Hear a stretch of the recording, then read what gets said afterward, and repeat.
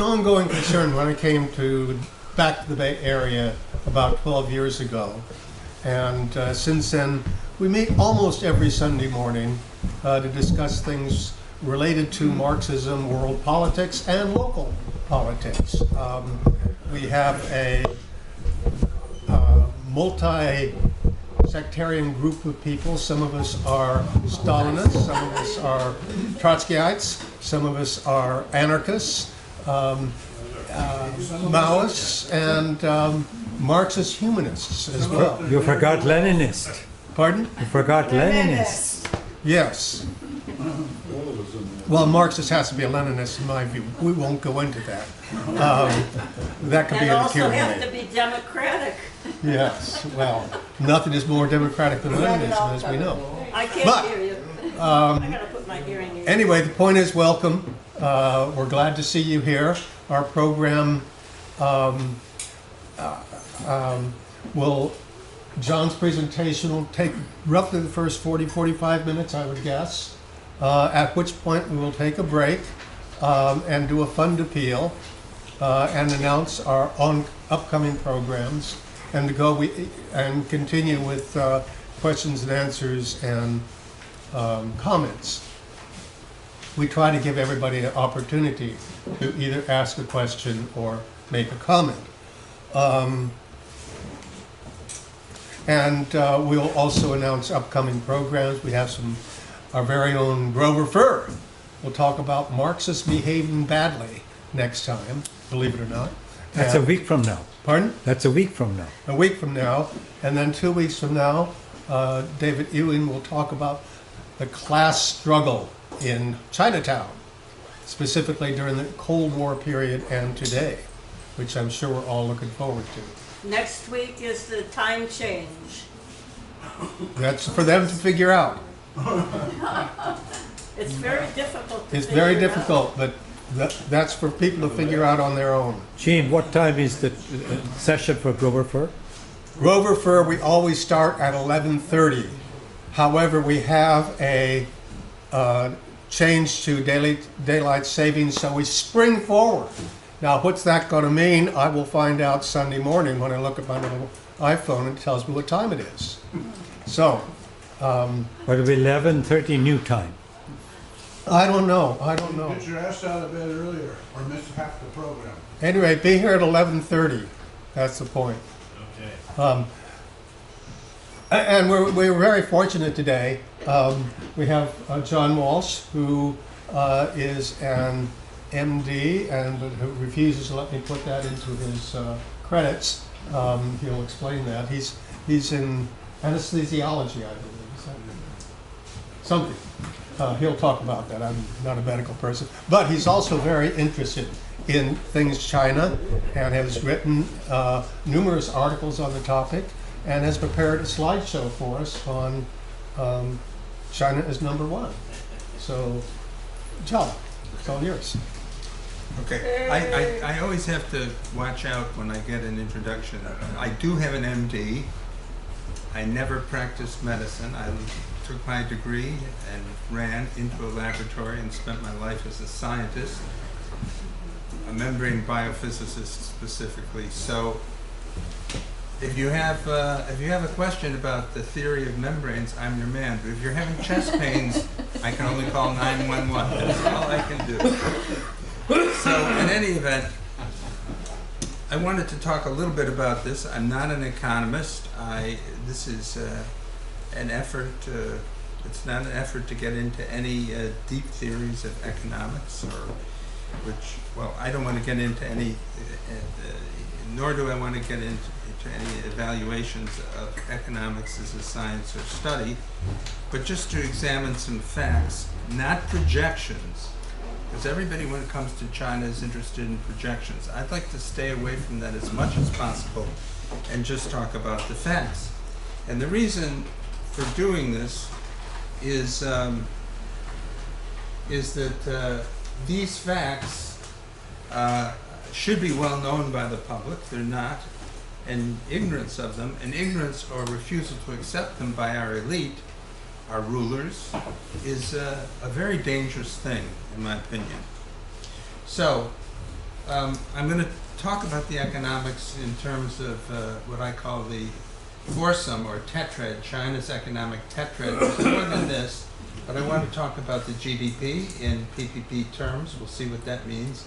Exports, imports, and retail market, including the e-market. And so, first of all, Excuse why? me. Can you not talk to the screen, Okay. but talk to the people? Let me Thank you. That will let help me me. face Well, sideways he's reading like what's this. on there, so. Let me. No, point well taken. Oh, okay. So maybe this will help a little bit too. So here's the list of GDPs we usually see. These are nominal GDPs, here ranked by country. We see that the United States is first, China's second, and by these figures, the ratio of China's to US GDP grossly is about 75%. Now, I should say, first right off, GDP, there's lots of criticism of it. It's only one measure of economic power. It says nothing about what a country or society can do with that power. That has more to do with the nature of the society and its morals, its ethical values, and so on. That's one problem.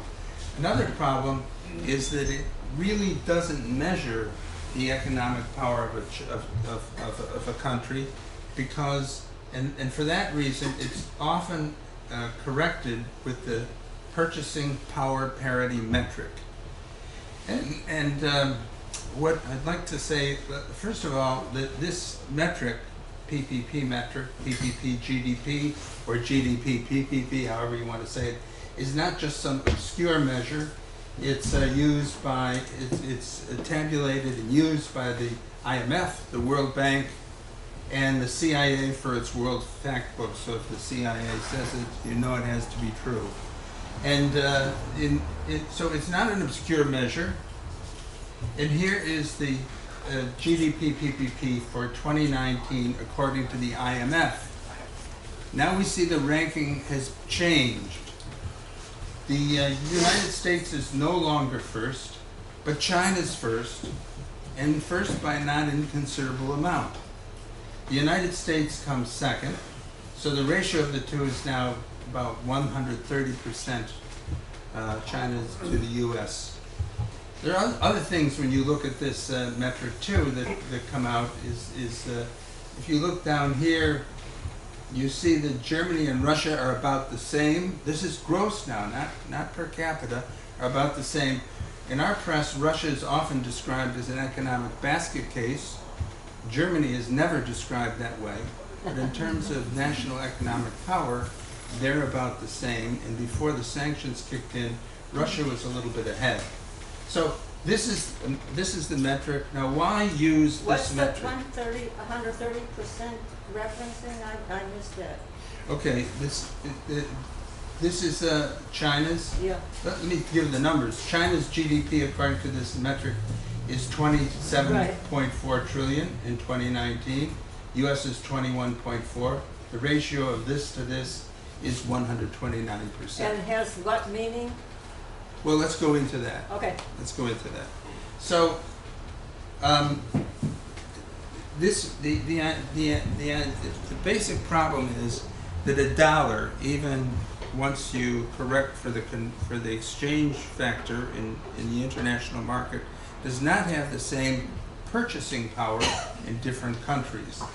So let's see how we're going to calculate the PPP GDP for the United States and China. This is a hypothetical for 2017. It isn't quite the right numbers, but it's useful. So in 2017, the Chinese GDP was, just flat GDP, was 127 trillion yuan. The United States was 19.63 trillion. These things are called nominal GDPs. They're just in dollars or native currency. And this is also the PPP GDP for the United States. We'll see why that is.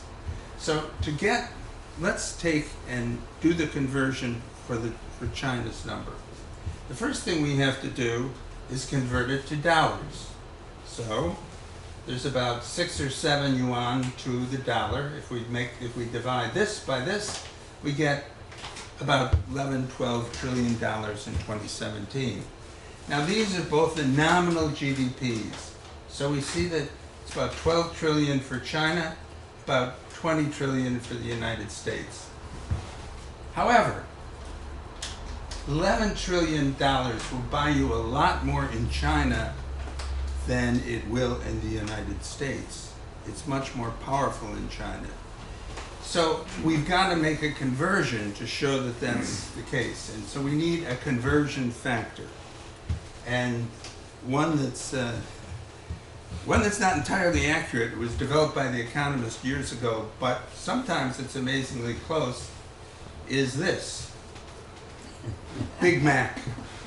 Now, everywhere in the world, the Big Mac is made with exactly the same ingredients in exactly the same way.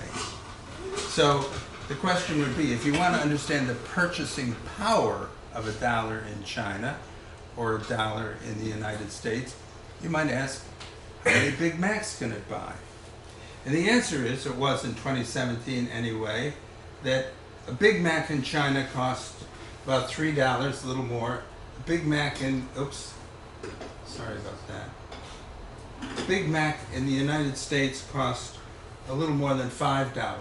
So the ratio of this to this, US to China, is about 1 2/3. That's the conversion factor. So what you do then is apply that to the 12 trillion, 11.97 trillion here, and what you get is 19.93 trillion. Okay, now what you have, and this will be the end of this is a little bit tedious here, but what you had here is, before you made this conversion, the US GDP was greater than the Chinese GDP. After you make this conversion, they're roughly equal, but actually China's is slightly greater. If we call them somewhat equal, it tells you that if you want to buy a certain amount of Big Macs, then you can buy what you can buy for 19 trillion in the United States, you can buy for 12 trillion in China. That's the purchasing power parity.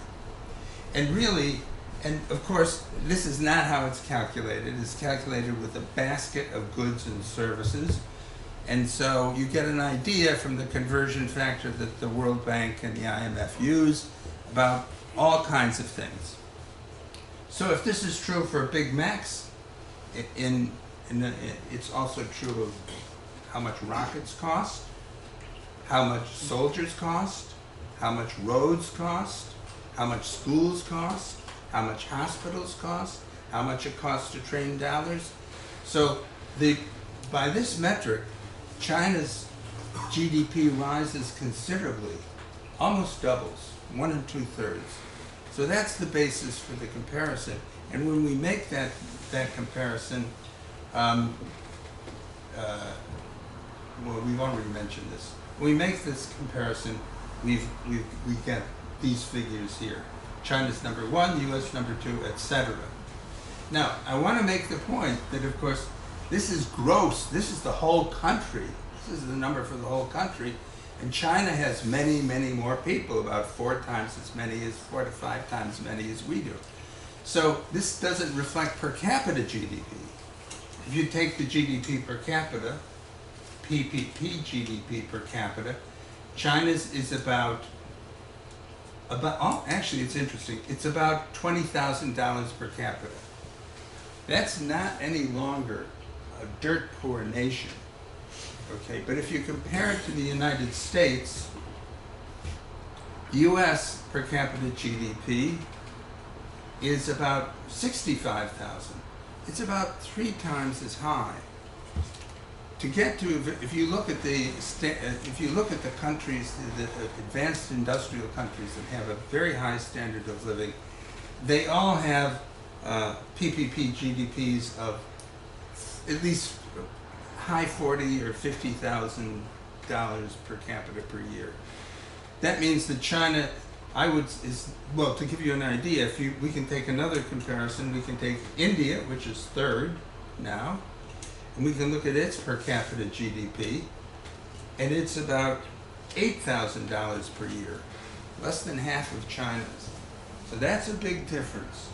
China's not so poor as India in per capita considerations, but it hasn't yet got into the league where it has a top standard of living in the world. It has a long way to go. And it wants to go that way, and it has every right to go that way, because no one can ask the people of China to live at a standard of living which is less than is possible and is less than what has been achieved by other parts of humanity.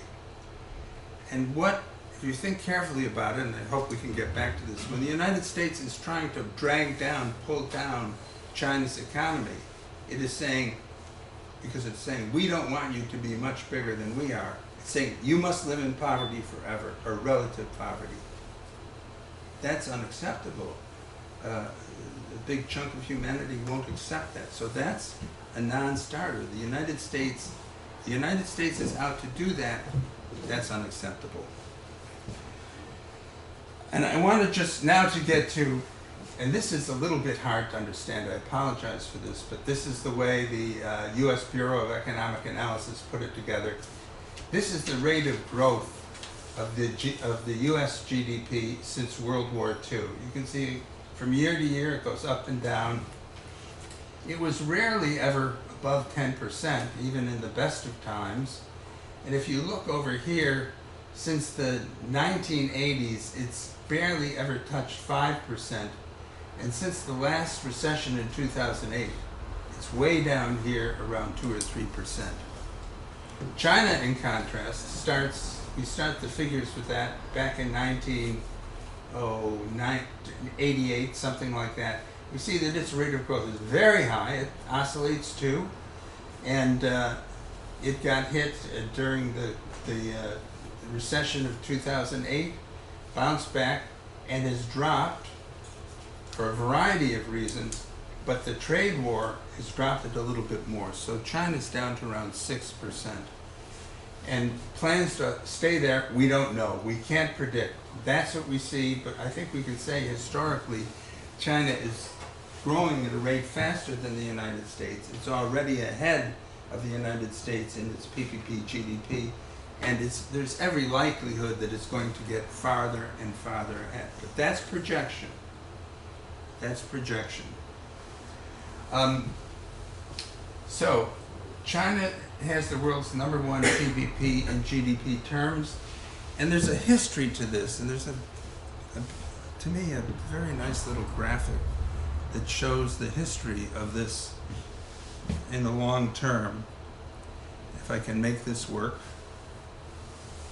There's music with it too. I'd like to be nice if I can make that work. So let's see. Here is the world's GDP, PPP by country. This is going to take a few minutes, starting in around 1800 and going, well, we'll see how far we let it go. And you notice that #1 here is China. China was #1 in the gross GDP from at least 1500 to 1800. India was #2 in all that time. And the other countries you see down here, France, Russia, United Kingdom, England, etc. USA way down here, just coming off its revolution. And so this is what things look like. Let's see how this is changed with the passage of time in the last 200 years. So with luck, let's see.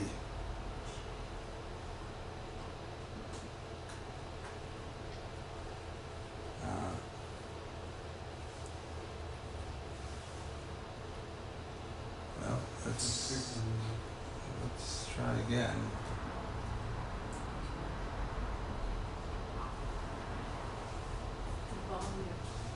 Okay, there we go. So there's some music there.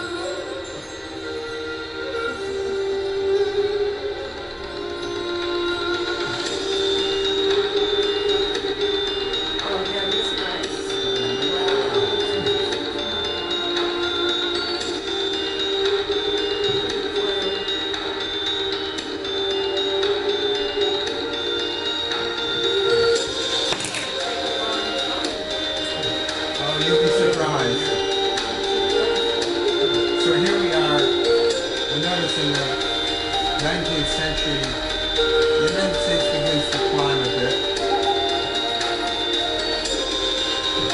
But these hold pretty much constant.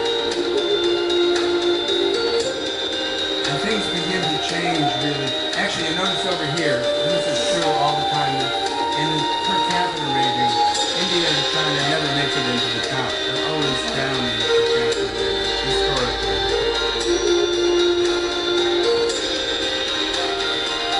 So now the United States has been climbing, and once the Civil War is passed, there's a lot of money to be made there.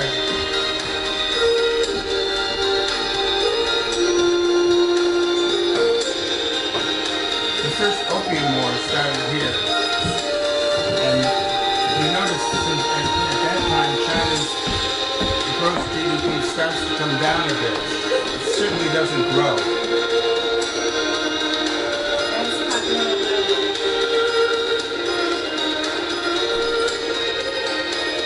The Gilded Age, the United States really starts growing.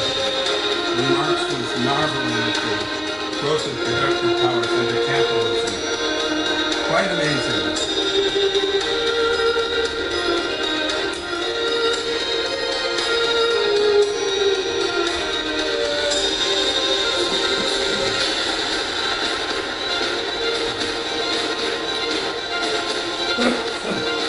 The end of the 19th century had a change.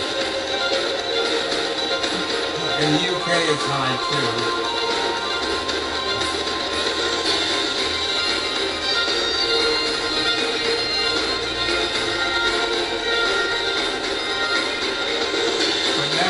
Remember, China's been subjected to all these unequal treaties. It has the Western powers intruding on it.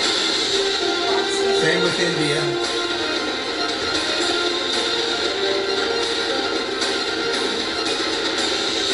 World War I finishes. Actually, at this point, Russia's history begins to get interesting. China and India just keep, they're not on their feet. They're not independent. What? Oh, sorry. Oh, that's a shame. Okay.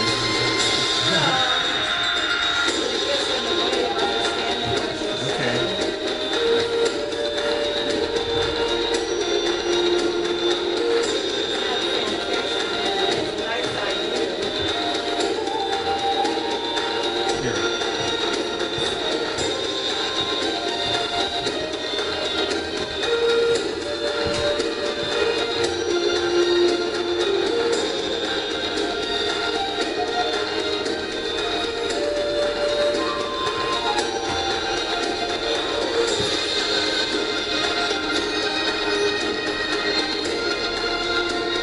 I'm helpless with this.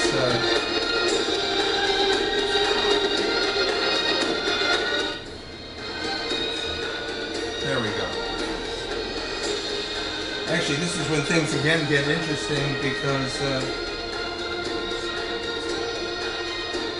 this is here's the reforms start in China. Here they kick in, and here China is. It's actually quite striking. So that by the 1990s, China has really started to come up.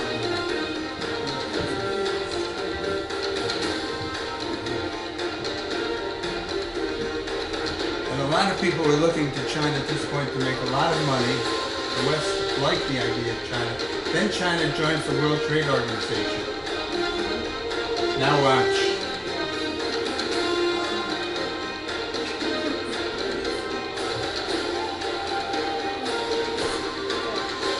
And in 2014, it passes the United States. The rise is never in history has that happened before.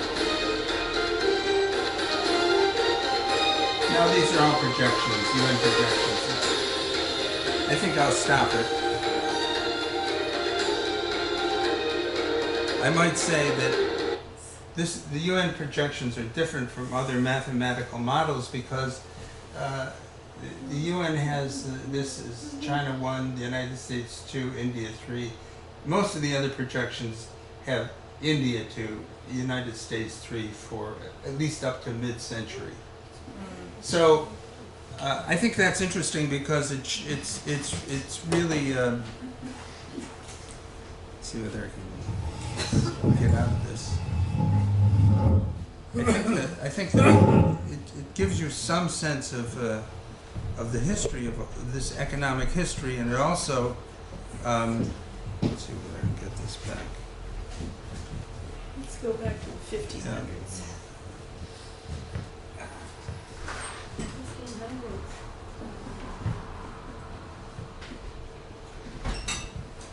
Okay, so bottom line is this is the present state. That's the evolution, and it looks like, at least for the foreseeable future, China's place as #1 is set, and set for the foreseeable future. Now, China's very clear on what it needs to continue this development. It needs two things. It needs peace, and it needs stability at home. And the two things that the United States seems to be moving toward in East Asia is war and creating instability in China. Now, you can say, that's great power rivalry, but it's a little more than that because it's a drive to impoverish or re-impoverish the people of China. So China's the biggest GDP. That means it's making stuff and doing things, and as probably many of you know, China is the world's manufacturing superpower. China's #1 here, United States 2, Japan, etc. This was figures for 2018. China's, I think the latest figures I showed that China's pulled ahead further. Actually, it's interesting. This is 2018.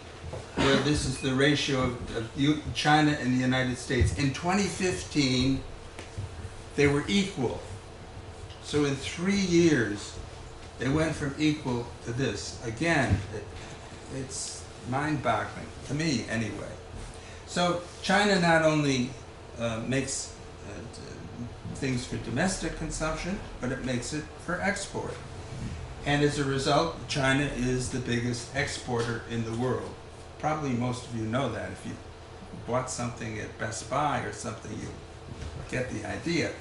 And this is a map of countries of the world which are color-coded and coded by the size of the country for the exports in total exports, volume of exports in 2018. Now, this is just for goods.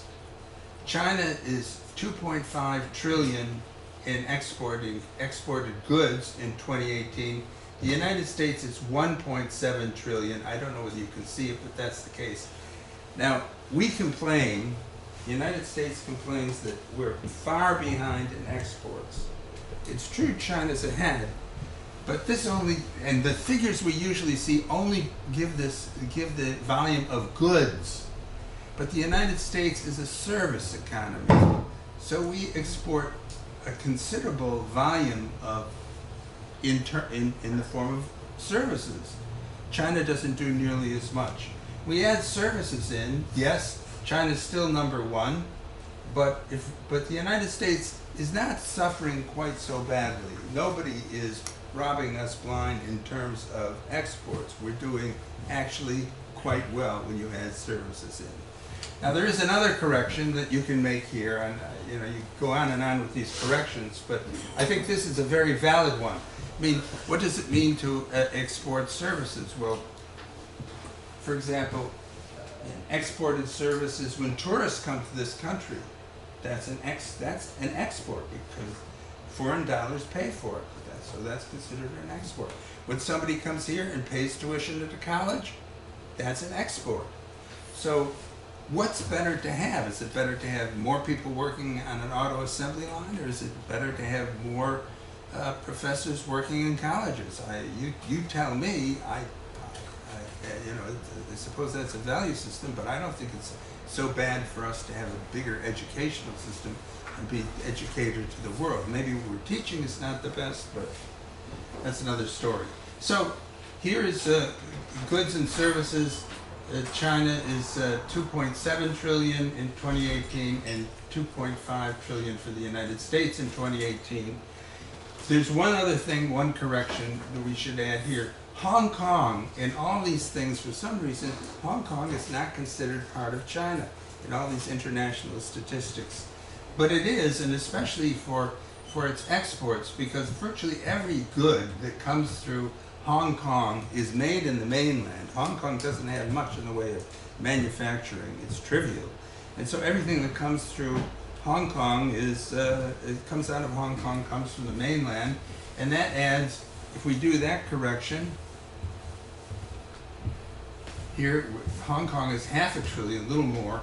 So the total for Hong Kong and China, which is basically the whole of China, is 3.3 trillion. And that pulls China ahead considerably again in terms of exports.